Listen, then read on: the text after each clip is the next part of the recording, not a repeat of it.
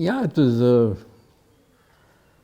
probably a childhood no different from the next person in the village. And the rich and the poor and the in between, they were all one. These villages were, wonderful places to grow up in. And I have nothing but fond memories of those days. But as to whether that fed into any inspiration required to paint or to write, that is a doubtful question. But to enjoy life or to know the value of life, it certainly was a phenomenal setting for it.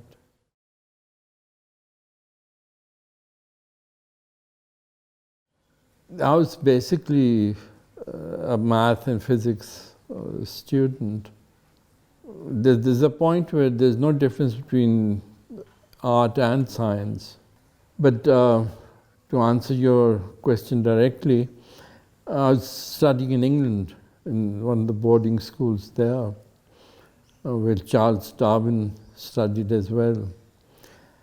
And it took about 6-7 months for me to realize that I knew more about the British culture than the British knew about the Pakistani culture.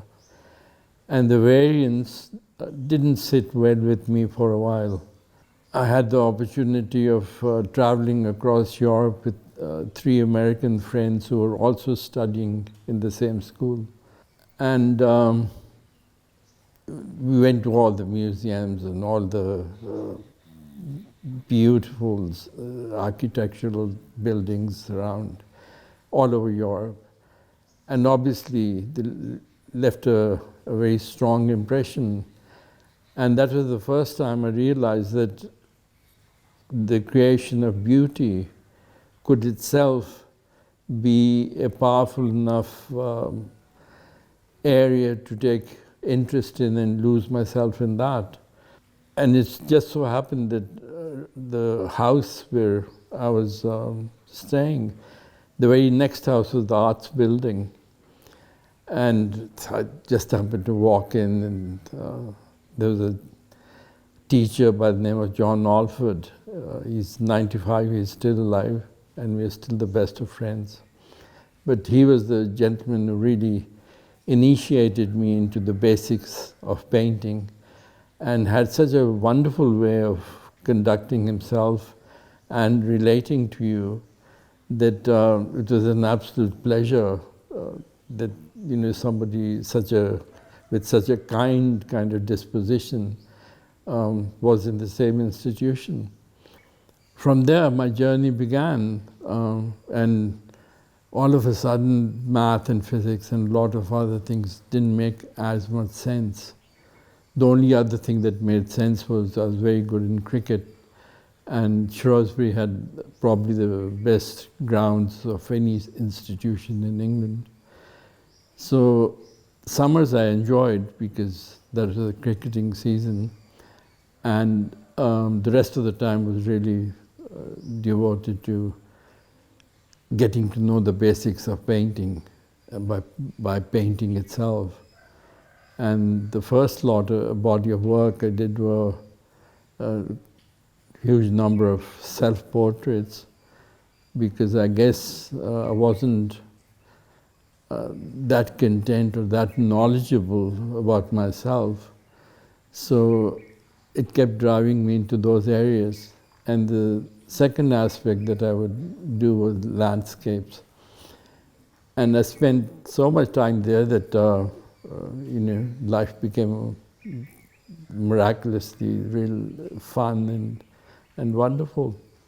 But it was really running away from the normal communications that one has with people into another form of communications which you, I guess, devote your energies and efforts to. And then that became a means of communicating with other people.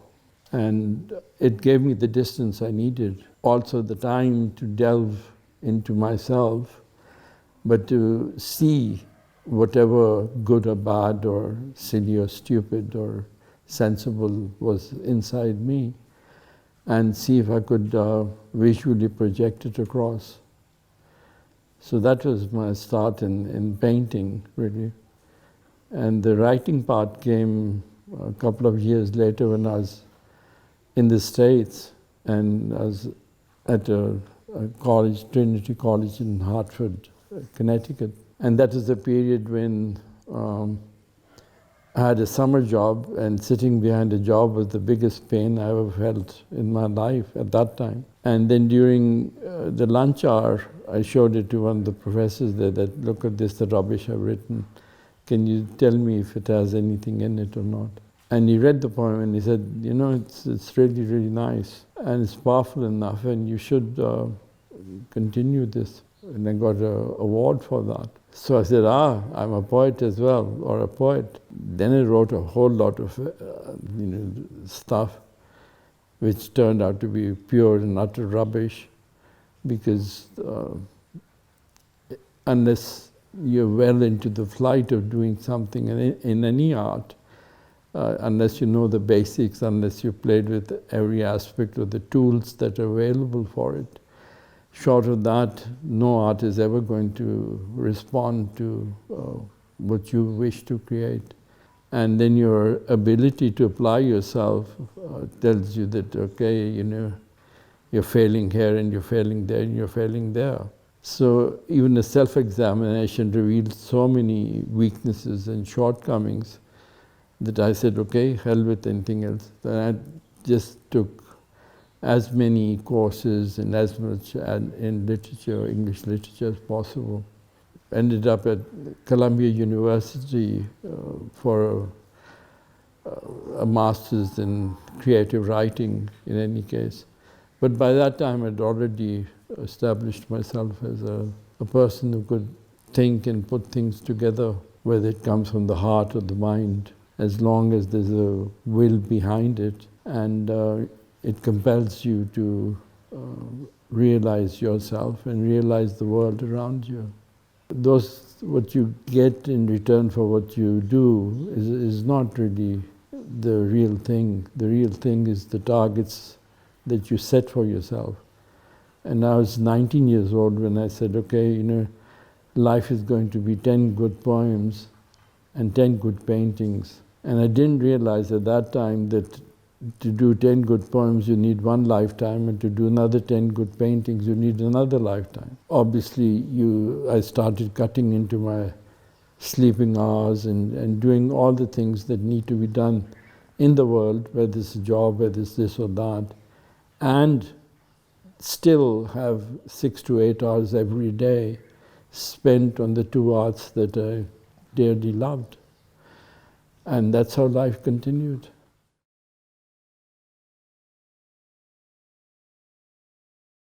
Yeah, I can recite you the poem. It is called The Mirror. And it goes, when you look in a mirror, do you see your image or an image of your image? Or does your image see you or an image of you? Whatever the case, you see what's there, or what's there sees you. Between the two, there's a conspiracy.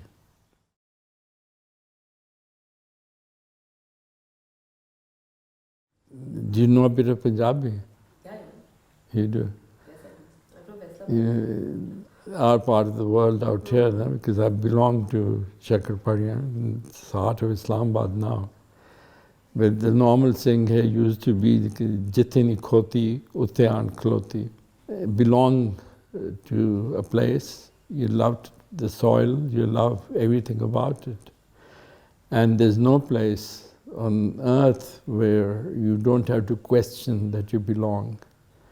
And that's exactly the strength that soil, that land, those people give you to recognize yourself and to contribute whatever little that you can as a human being in that environment, in that place.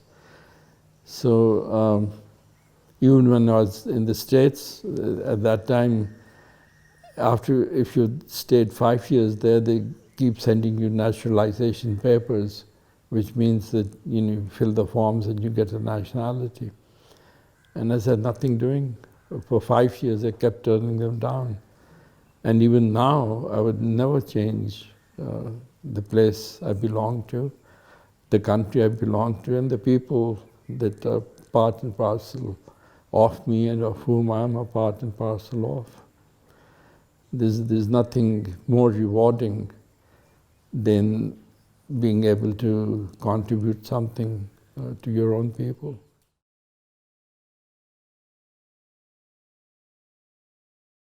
Well, there are different solutions for different people.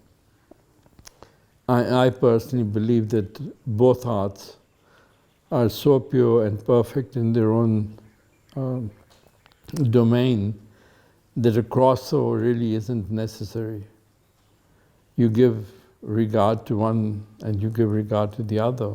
And invariably, I write on the same kind of subjects and I paint the same kind of subjects. So the commonality is really is who I am, what areas or spheres of life have been important for me, how they filter into solutions that are needed for this art, and how they filter into solutions that are needed for this one.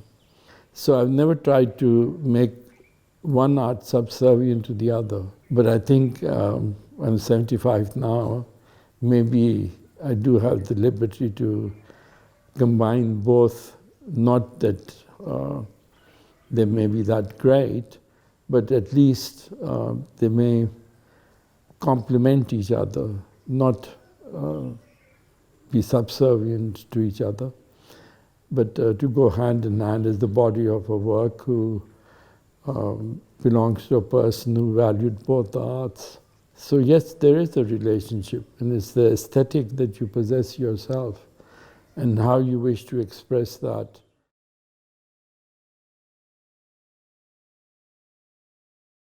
So in each one of us, there are so many personalities that combine together to make a whole individual. I had to look for visual solutions for them. And in the process of looking for visual solutions, you use, obviously, the mind to, put things together. So whether the mind goes into poetry or the mind goes into the aspects of finding a visual solution, for me they amounted to the same thing. That's why whoever reads my poetry finds a huge connection with the kind of work I do in the visual arts, and follows its own logic within the framework of who I am.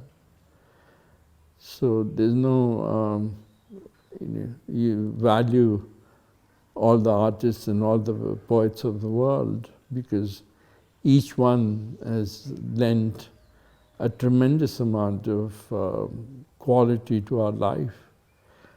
But you don't look for inspiration there. You always look for inspiration within yourself. And if from there something original keeps coming, you have a justification for doing it. And if I have to have anything, it better be what my mind produces, what my heart tells, and what my knowledge of the art helps to put together. So whether it's the divided self or the Himalayan Odyssey or whichever crucifixion of Eve or whatever, all the themes that I really have devoted a lot of time to, they're all such that other people have not touched them. So consequently, they may be bad, they may be good, but they're certainly not doing a disservice to the efforts and love that other people have put in those areas. So let them benefit from that. And if I have to benefit or get any reward or recognition for, it better be from that which comes from within me.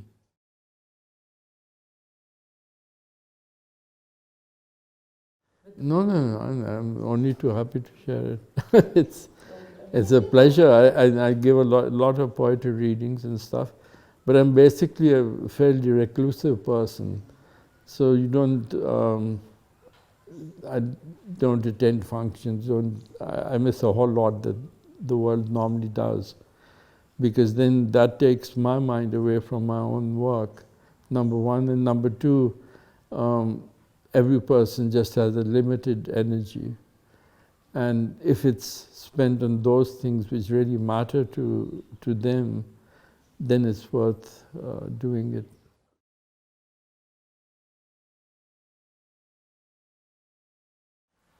And I don't believe in self-doubt. I've never believed it from the very early stages of life, because you have to believe in the fact that whatever you do at that particular point in time, that's the best you can do. The moment you recognize that that is the best you could do, you can never be short of confidence. The confidence is not that this is as good as what you do, but that this is as good as I can do. And if I keep doing it, it will get better and better and better and better with time. The drop of water that begins in the Indus River up in Ladakh travels all the way down to the Arabian Sea. But at no stage is it traveling at the same momentum, or it has the ability to turn back. It will keep going in a certain direction. And similarly, whatever talent or whatever belief you have in yourself, that keeps changing at every turn. Because if you keep putting in your best, you know the next time you're going to do something, maybe there's a little more experience behind you, and maybe you'll still do it better. So never compete with other people, always compete with yourself, and that way you never look for a shortcut. When you don't look for a shortcut, your energy is not diverted to what other people do, because a shortcut means that you're doing it shorter than that guy. Take your time, do things and know that this is the best you can do. If you think you can do still better, don't stop. Keep doing it till you feel it's better. And life as an artist or as a writer does not stop with the word at any point in time. That word is another stepping stone to get you further. And these stepping stones keep adding up and keep adding up, and all of a sudden, instead of just one note of music, it's a whole symphony. And symphony can be a discordant one or a well-structured one. That depends on how you portion your life into this or into that. I was very good at cricket, I was very good at a number of other things, but you make choices. And then when people would say, oh, Majid Khan such a great cricketer and Imran such a great... If I wanted, I could have been in that kind of nonsensical area. But I said, no, my life is going to mostly begin when theirs, as whatever they're doing, ends. You live a life and you have to keep growing with it. It's not that you do a job and at 60 you retire. You take on an art, and when you're dead you retire. Till that time there's no other avenue available to you. So if you ever want to be a creative person, never look for a shortcut. Never think of what somebody else is doing is worse or better than you. If that is as good as that person can do, that's the best he can do. Just as if you are as good as what you can do. Now when you look back, you say, oh, I was a bit stupid then and this. All well and good. But at that particular time, that stupidity was the level you were at. So why knock it? So I really have never ever thought that a person looking inside himself or herself and wanting something to do something can't do it if they really want to. But the price you pay for that is give others the regard they deserve, and not really look into their area of existence or compete with their area of existence. And you compete with yourself.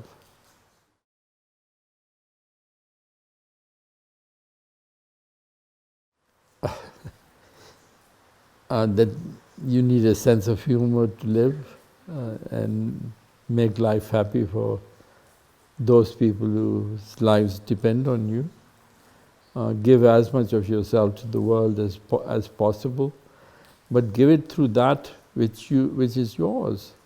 Whatever you contribute as an artist or as a poet or as a human being, the dimensions that govern that are what you are made of yourself. You concentrate on your work, you create something that's worthwhile. Maybe it will have a chance of a life thereafter. Maybe it doesn't, but it doesn't matter. As long as when you die or before you die, you know you've done your best. The train goes so fast that, all kind of speed records are broken. And maybe people don't even have the time in times to come to look at your work or to look at your poems or this, that. And you should know that because these are things that happen. Who's to judge? All I can think of is that which I'm capable of doing in an optimal way for my arts, number one. And number two, giving the viewer or the reader the regard that they have the right to pick and choose and how to complete whatever there is in a poem or in a painting with their mind and how they can relate to it or not relate to it. So you cannot be a custodian of your audience. You can only be a person who does something. The kind of art I like to leave a lot to other people's imagination and other people's way of interpreting it. It's always a give and take. You do your best with the giving part. Let others worry about whether they take it or not.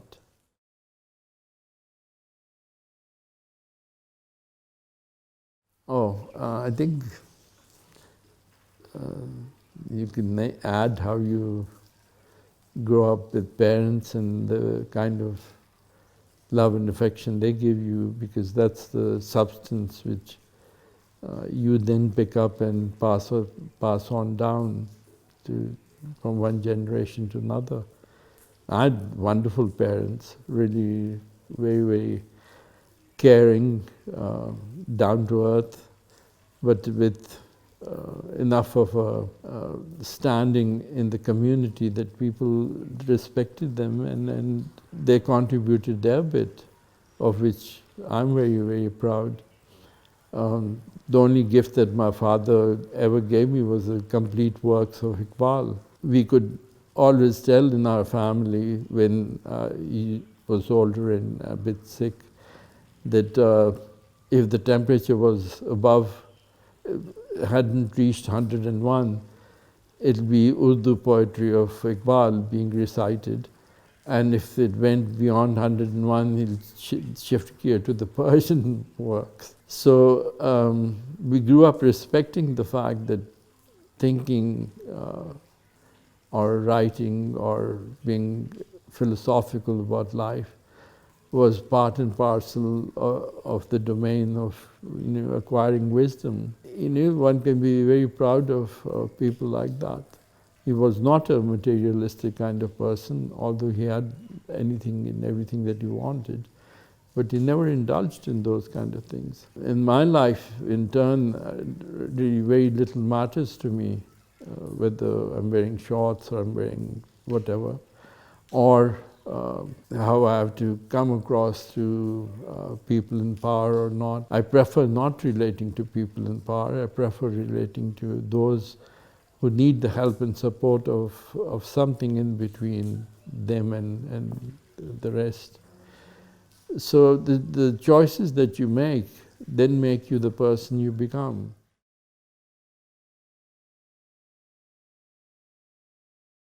No country on earth can boast of 4 of the most formidable mountain ranges in the world.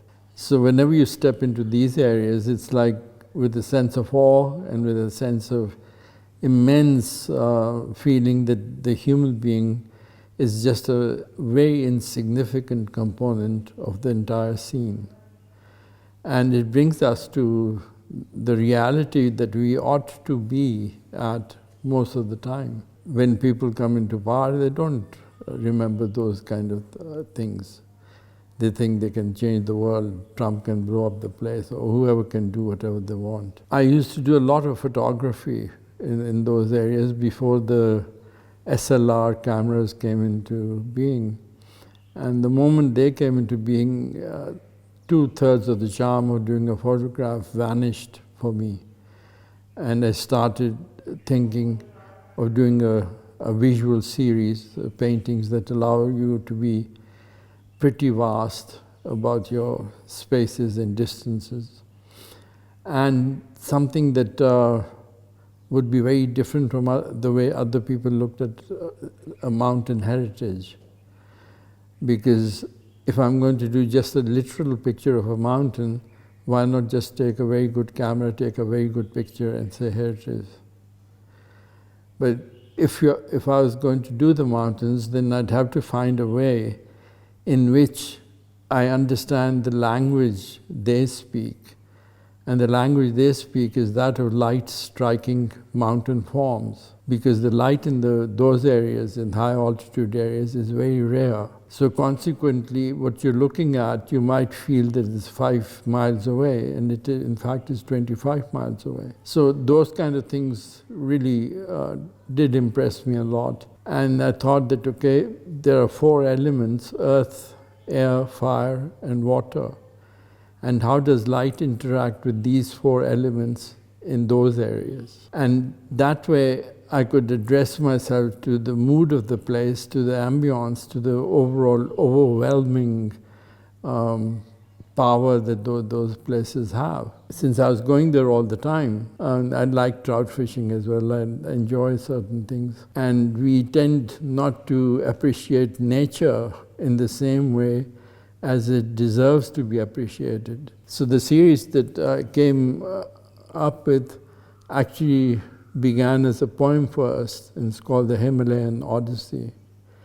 And it's a bit longish poem, but a poem that, for me, addressed itself to all that those areas offered to a person with an open mind and a desire to comprehend a little more in the intangible aspects of those areas, rather than just what's visible or is tangible. So that was the pursuit. And it also allowed me to be expansive. You know, when you're doing figurative work or you're doing the divide itself, you're trying to get into the focus of the person's mind who's the subject of this particular series. But with our mountains, you definitely need a telescopic kind of approach, and you need to be aware how to, in a sense, allude or direct a person's attention to the vastness of the sky, the vastness of the mountains, the vastness of the valleys, or whatever. So those were the intangibles that I dealt with, both in the poem and in the series.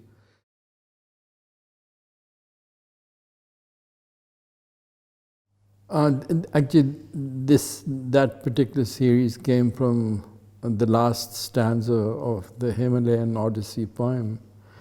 And that stanza goes like this: in these silent wastes, only spirits roam, searching an elusive peace, the primal union of man and stone.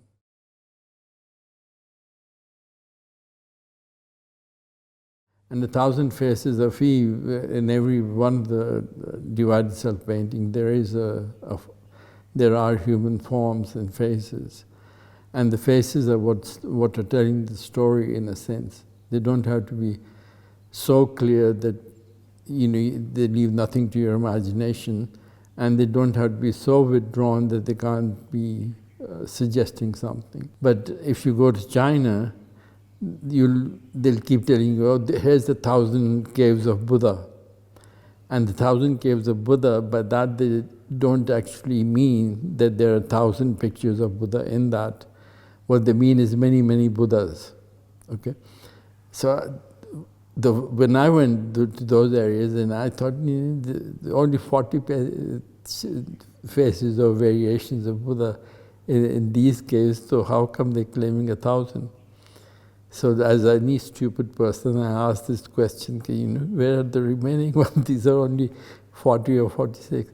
And they said, no, what it means is many, many. So the 1,000 faces of Eve meant really all the kind of moods, the kind of angst or problems or troubles or good moments or bad moments that a person goes through. And in my particular way of thinking, if anybody has suffered more than any prophet who might have landed on earth, may peace be on all of them, it's the woman in this world. Because not only do the books say, okay, she ate the apple and she did this and she did, every single ill that befalls humanity, one way or the other, is blamed on women. Either it's because of their weakness that they're exploited, or it's their love and affection that they're exploited, or the fact they actually divide, and the divide itself becomes even more important that way, because when you have children, a woman physically divides herself. And a part of her just keeps going here, there, and everywhere. And without her, there is no world, there is no completion, there is no... but the regard in turn that we do give the opposite sex is, I think, tainted with a lot of shortcomings. However, the world has come much further from the cave days to the present. So there is validity to development, there is validity to hope in that direction. Consequently, 1,000 Faces of Eve more or less capture the visual aspects that can, make a suggestion about the status or the state of mind of that person.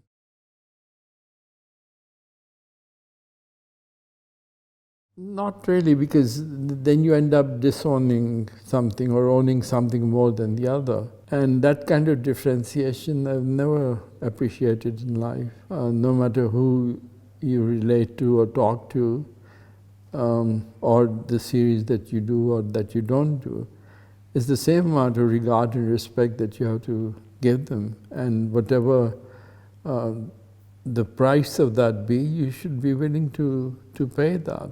When I'm painting the Himalayan Odyssey series, I'll be lost in it for 10, 20, 50 or 30 paintings. And then all of a sudden I'd realize that, okay, there's another important aspect of me which hasn't been dealt with lately. So then there'll be, in a sense, a shift or a combination of that aspect as well. So I do sometimes landscape and figurative paintings at the same time. But more often than not, what happens is that you get lost in one, and then you realize that, okay, there's another part of you that's asking for something else. So then you turn back to those series. But I guess the most symbolic or meaningful series that I've been doing the last 20 years is a series called The Crucifixion of Eve. The purpose of my doing that is not to make a statement of a negative nature, but to make a statement that while we remember all our prophets, the in a sense, entity that needs to be remembered most is who carries the cross in this society. It's the women. Because of their fragility, because of all the aspects that are related to them, which men can exploit. So consequently, I put her in a form of crucifixion across the cross. So that's something I really, it means something to me.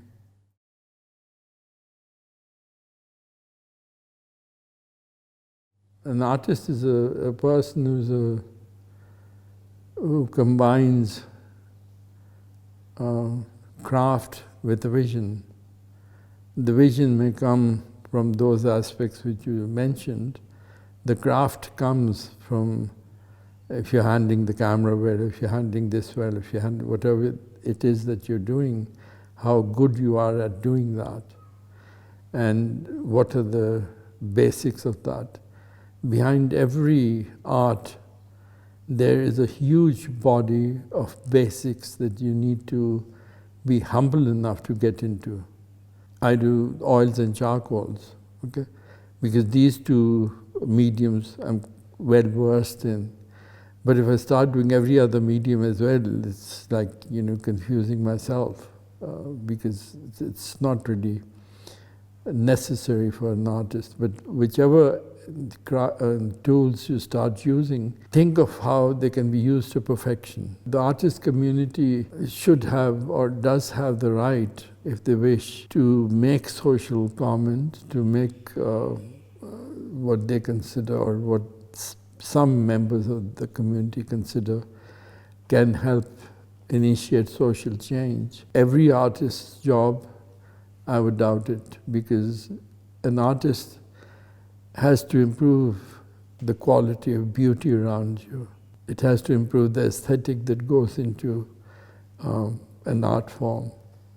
And if they concentrate exclusively on their energies, competing with themselves, with the tools that they are familiar with, and they create beauty out of that, their job is precisely that. If you attribute a job of a professor or job of a philosopher or job of something else to the artist, you'll find him very wanting, because every human being has a limited amount of energy. If you spend it in a more concentrated forms, in that which matters to you, and that which you're hoping to be good at, or you might even be good at it, then you're doing justice to what you're meant for.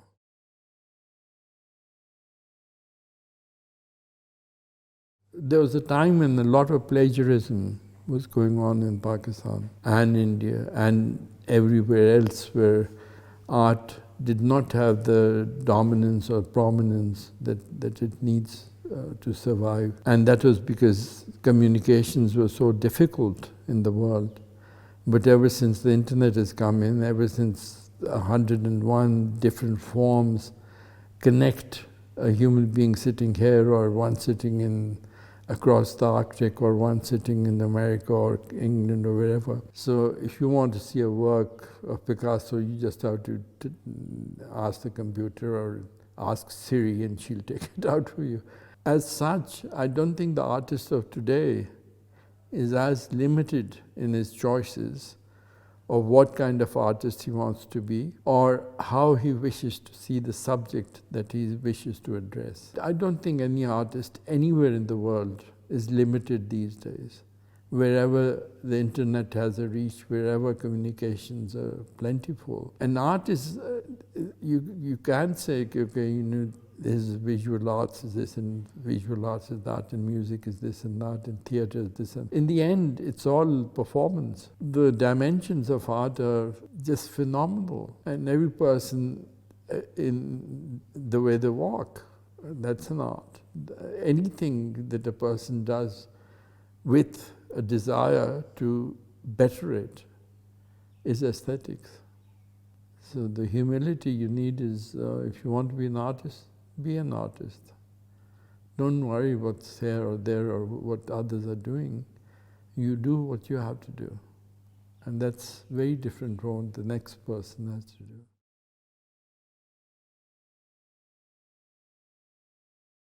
PNCA has a status of being a national body for the promotion of arts, okay? And how do you go around promoting the arts? It's not just painting, it's not just performances like, dance, music, this, that. All of these arts need support, not just of the government machinery, but of a community that is aware and supportive of the artist's efforts. Now, having said that, you have to ask a few questions. Are we actually living in a supportive community vis-a-vis the arts?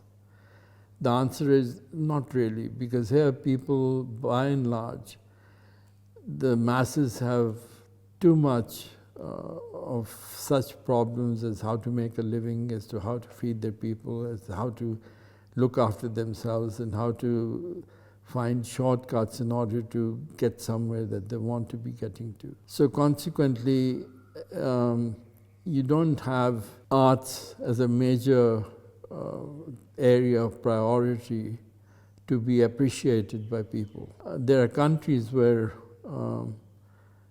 they revere artists, whether they're poets, whether they're painters, whether they're musicians or whatever, and they put them on a pedestal that's very high up. We belong to generally a lot of people that have always looked up to power but never wisdom. Those who turn to power, they look for governance, they look for power, they look for money, they look for all the material things, they look for a whole area that actually has nothing to do with the arts.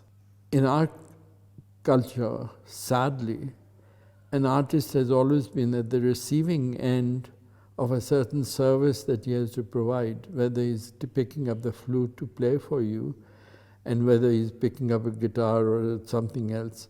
He's a part of an entertainment outfit, or he's a part of somebody who's doing something which may decorate your house. If somebody says that the government is not doing enough, that's not really the answer. Our entire community is not giving them sufficient recognition, and until such time, they will need the assistance of whichever power broker comes in between and says, okay, let's look after your welfare. So consequently, if you look at the PNCA, it had wonderful ideology behind it, or the reason for its coming into existence.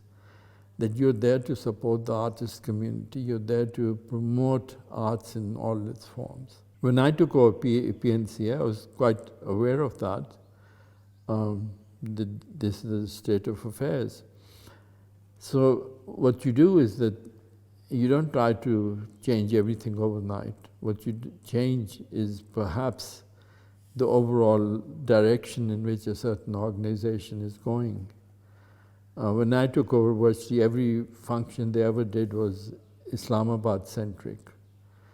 So I'd sat everybody down. I said, look, if we're going to call ourselves Pakistan National Council of the Arts, then we better recognize that Pakistan is not just Islamabad.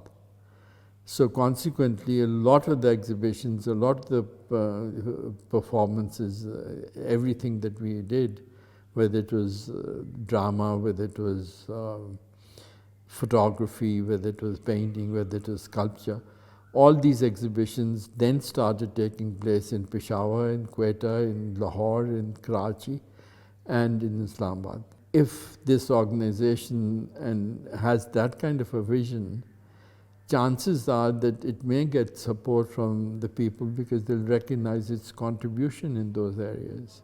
So, but jitni der you're responsible for it, you obviously do your best that way. One of the first things I noticed कि जितने all our musicians and things that we used to, वो मुशर्रफ साहब कहते थे जी भेज दो some artists to play this, that. They're very fond of performances. All the DJs before me had to go and be present there, and as long as performance is going on, then bring the staff back. So I said, I'm sorry, I'm not going because these guys are professionals, they'll do their job. And what's more is that you don't give them adequate regard. So what is the DG PNC going to do standing out there? Define my job and I'll do it if it's worth it. Otherwise, the answer is no. All the people in power have to recognize एक बेचारा तबले वाला या एक बेचारा sitar player, and he's not even making enough living to feed his family.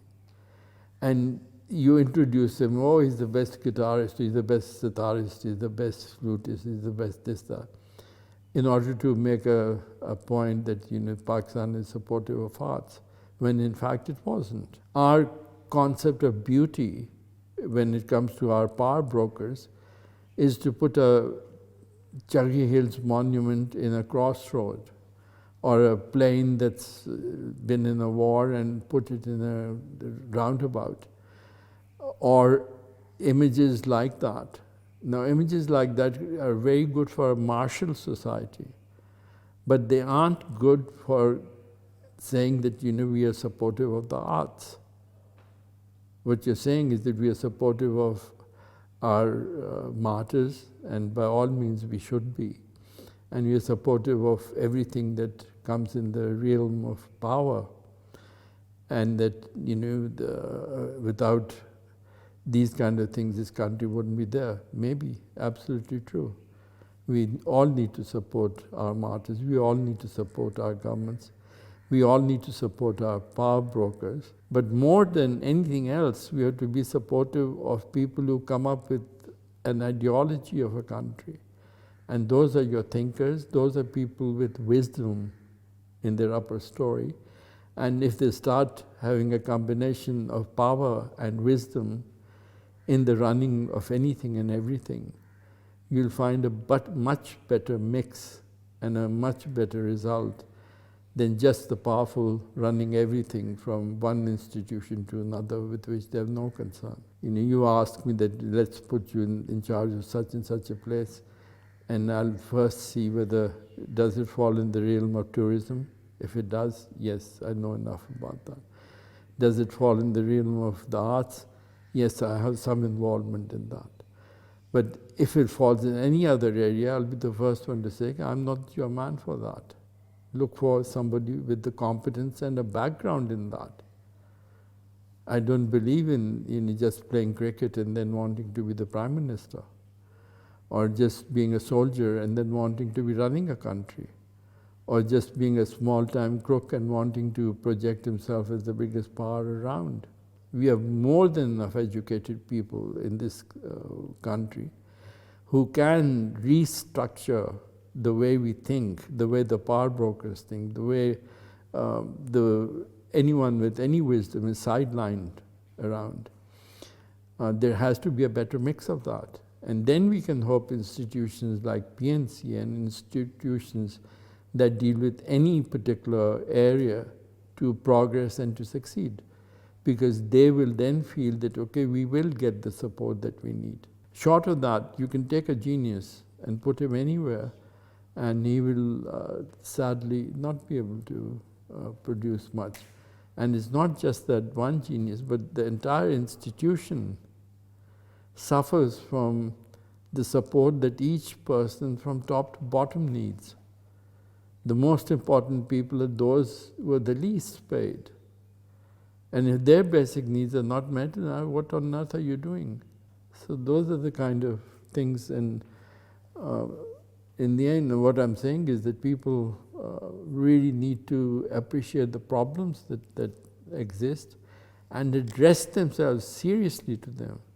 You put your interests behind, you put the institution or other people's interests ahead, and then maybe with that kind of humility, you might be able to do something.